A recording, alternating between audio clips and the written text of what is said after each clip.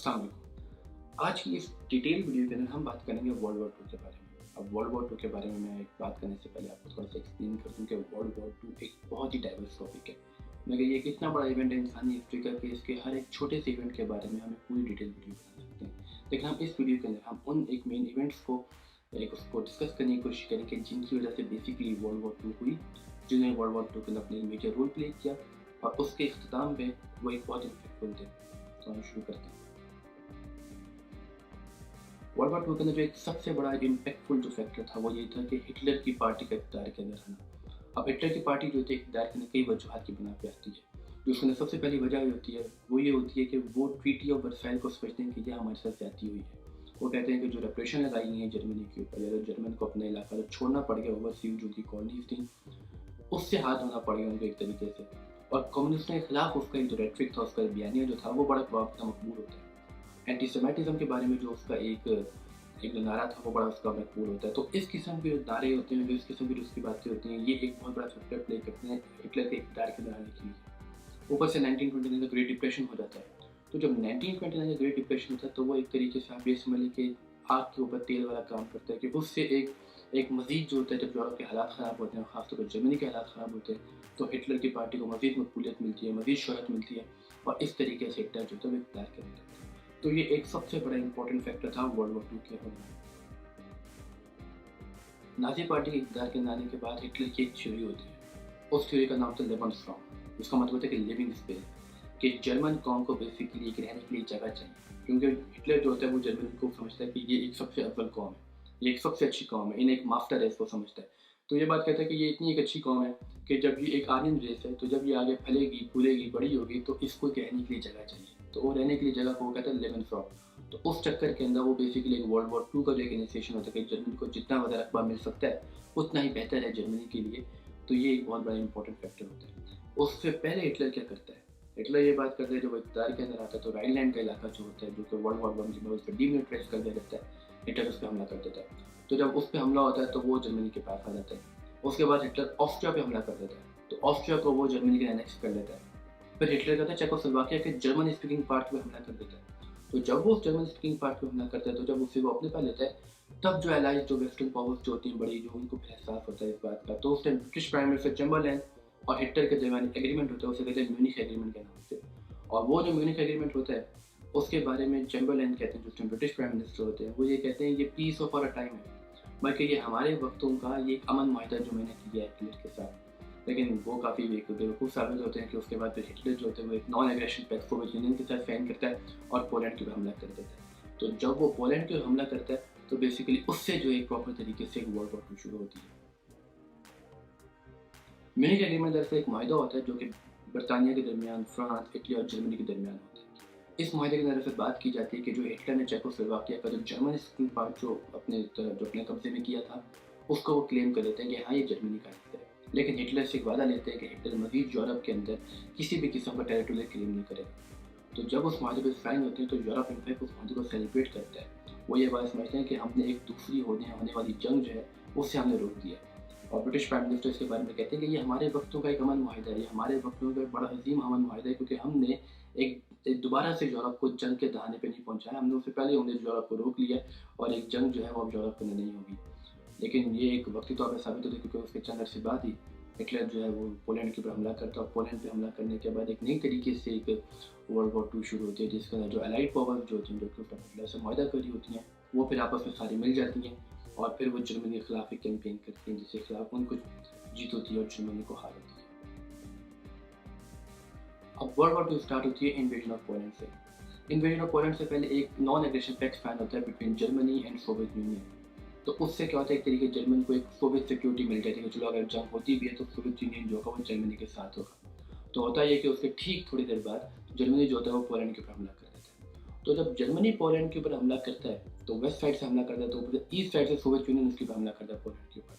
अब पोलैंड जो होता है ये दो एक बड़ी माइटी पावर्स के दरमियान एक तरह का फंस जाता है कि पोलिश जो सोल्जर्स होते हैं वो बड़ी बहादुरी के साथ लड़ते हैं, लेकिन इतनी बड़ी पावर्स के सामने वो कुछ नहीं कर पाते। तो इस तरीके पोलैंड जो होता है बाद में वो सरेंडर कर देता है। तो जिस टाइम पोलैंड सरेंडर कर देता है तो ईस्ट से जो है सोवियत यूनियन उस पर कब्जा कर लेता है और वेस्ट से जो है फिर जर्मनी कब्जा कर लेता है।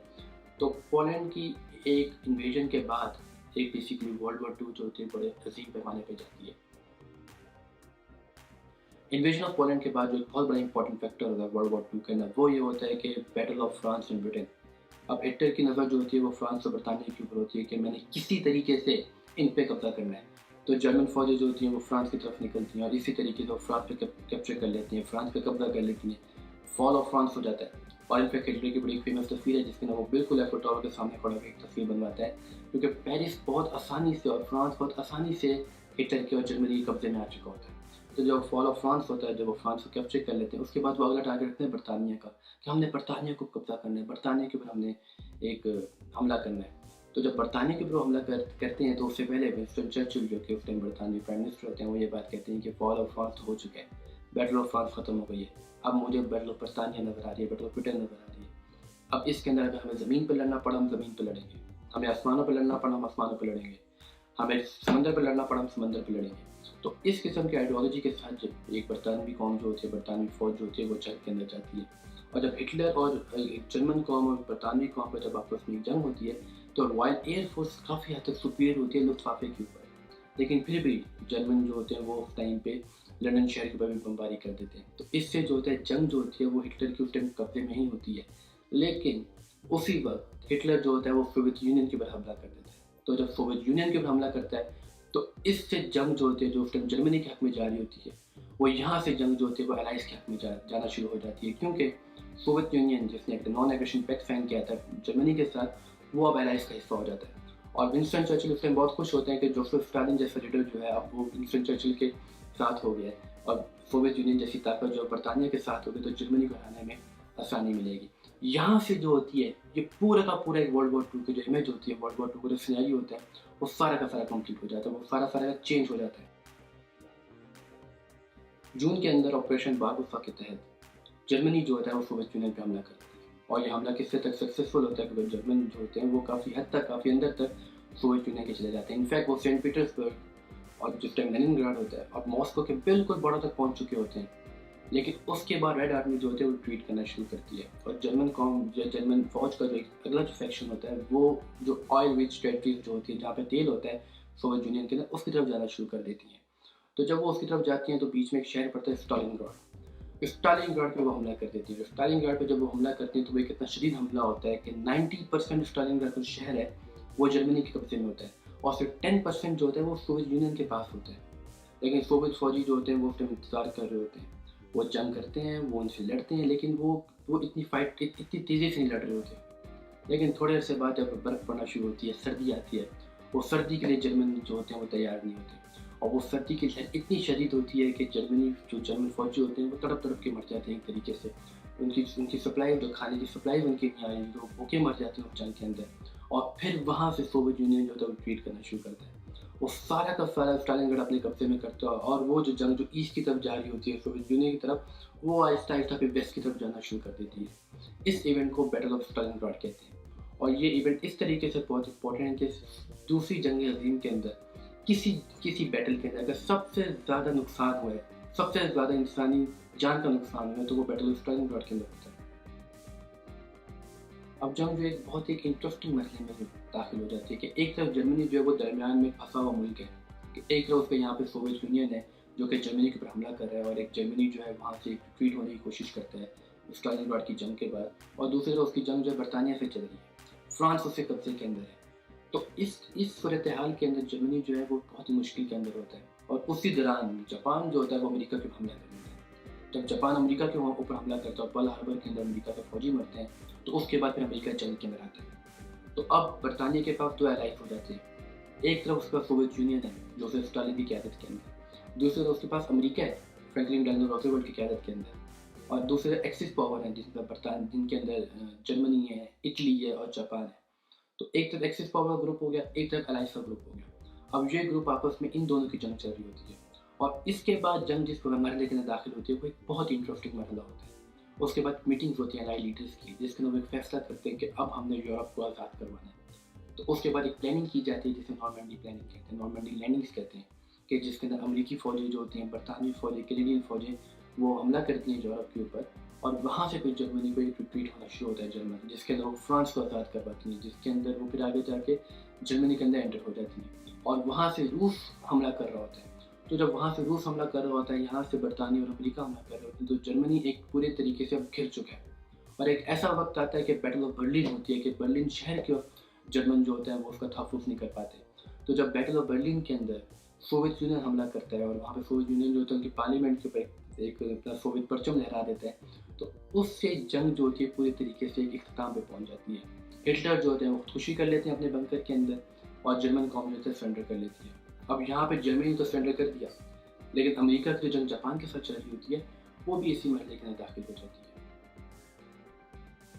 अब वॉर वेस्टर्न थिएटर के अंदर ख़त्म हो जाती है, जिसके अंदर हिटलर की जो फ़ौजें हैं वो सरेंडर कर देती हैं, हिटलर खुदकुशी कर लेता है और एक तरीके से यूरोप जो था वो सारा का सारा एलाइज के कंट्रोल के अंदर होता है। लेकिन ईस्टर्न थिएटर के अंदर एक और जंग चल रही होती है, जापान के खिलाफ। अब जापान के खिलाफ जो जंग चल रही होती है उसमें होता ये है कि जापान को अमेरिका बमबारी करना शुरू कर देता है जापान के ऊपर और बहुत बुरे तरीके से बमबारी करता है। टोक्यो शहर के अंदर एक बर्बरियत की इंतहा हो जाती है, लेकिन जापान सरेंडर नहीं कर रहा होता उस टाइम पे। तो सोवियत यूनियन का एक जापान के साथ एक ट्रीटी साइन होती है, एक इनका उनके साथ एक एग्रीमेंट होता है।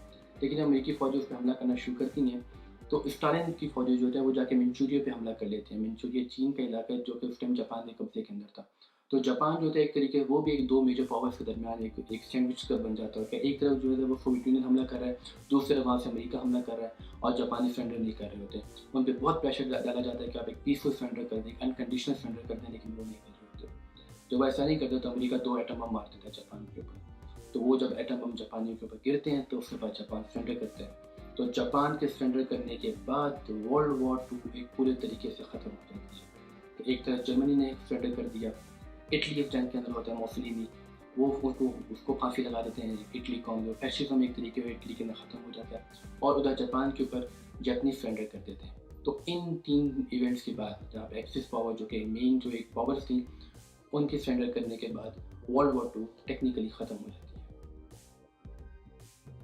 और वर्ल्ड वॉर 2 तो ख़त्म हो जाती है, लेकिन इसके बाद जो इवेंट्स होते हैं वो इनफैक्ट सारी की सारी जो half of the 20th century होती है उसको शेप करते हैं। वर्ल्ड वॉर 2 के ख़त्म होने के बाद यूनाइटेड नेशंस बनती है। तो यूनाइटेड नेशन जिसका लीग ऑफ नेशन बनती है वर्ल्ड वॉर 1 के बाद, ये यूनाइटेड नेशंस बनती है। वर्ल्ड वॉर 2 के ख़त्म होने के बाद ब्रिटेन एम्पायर, ब्रिटिश एम्पायर जो होता है वो एक तरीके से गिर जाता है, वो ख़त्म हो जाता है और 2 दुनिया की नई ताकतें उभरती हैं, एक तरफ अमेरिका, एक तरफ सोवियत यूनियन। इनकी 2 मुख्तलिफ आइडियोलॉजीज़ होती हैं, एक की कैपिटलिज्म, एक की कम्युनिज्म। तो ये जो एक आइडियोलॉजीज़ होती है, आगे जो जंग होती है वो नफ़रती जंग होती है और इस जंग को कहा जाता है कोल्ड वॉर, क्योंकि इनके अंदर कभी भी अमेरिका और सोवियत यूनियन की कभी 1 टू 1 कन्फ्रंटेशन नहीं हुई, जिस तरीके से अमेरिका और जर्मनी की हुई या जिस तरीके से अमेरिका और जापान की हुई या जिस तरीके से सोवियत यूनियन और जर्मनी की हुई। इस किस्म की कभी कोई मेन कन्फ्रंटेशन नहीं होती, लेकिन हाँ प्रॉक्सी वॉर इसके अंदर चल रही होती है। तो ये था एक मेजर, एक डिटेल, एक ब्रीफ एनालिसिस वर्ल्ड वॉर का। मुझे उम्मीद है आपको पसंद आया होगा। बहुत शुक्रिया।